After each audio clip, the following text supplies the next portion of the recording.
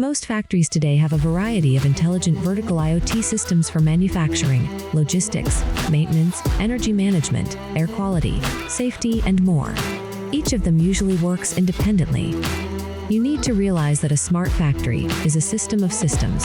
Sensors, radars, cameras, and other IoT devices needed for automated data collection are becoming an integral part of the digital ecosystem.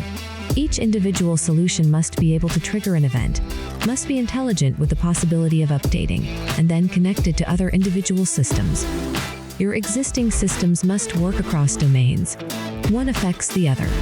For critical scenarios, you can define an action to be performed on the second system without human intervention. Anomaly detection, early warning system, identification of critical events, depth analysis, mutual communication between IoT devices and interconnected systems, all under one roof and under one system. Our solution is called WorkSys.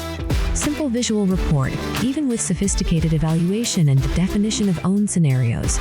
Implementation of all used systems, administration from one place, visual comfort and functionality. Want to know more? Contact us.